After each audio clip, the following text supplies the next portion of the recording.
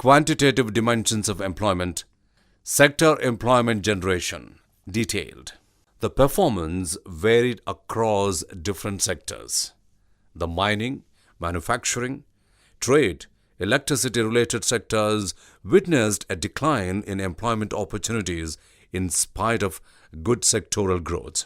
The data in respect of employment in different sectors is given below. Agriculture witnessed an oscillating trend in the employment in the last decade.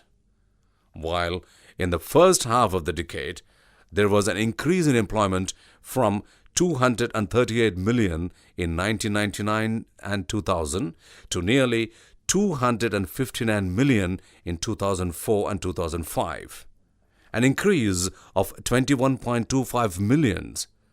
There was a substantial decline in the number of people employed in agriculture in the later half of the decade from 259 millions to 245 millions, a decline of about 14.08 millions.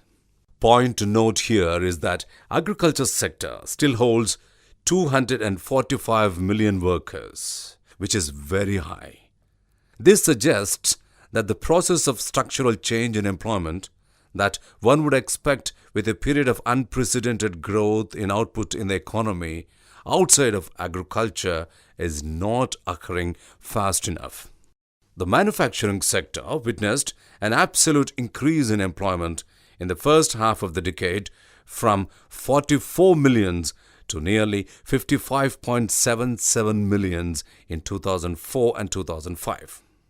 However, the second half of the decade witnessed a decline by about 5 millions to reach the employment level of 50.74 millions. The decline was observed in the labor-intensive industries, which accounted for 68% of total manufacturing employment. The decline may be due to fall in the international demand for these products, such as textiles, food products, tobacco, wearing apparel, wood products, and fabricated, and so on, or a greater shortage of skilled workers or preference towards using capital-intensive technologies. Quantitative dimensions of employment, sector employment generation, detailed.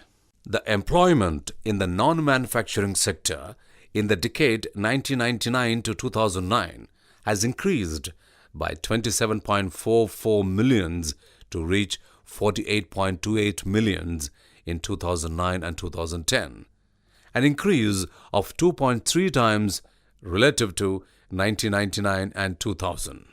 The main increase has been contributed by construction sector, where the employment in the decade increased by 26.6 millions, of which 8.5 millions was in the first half and 18.1 million during the second half.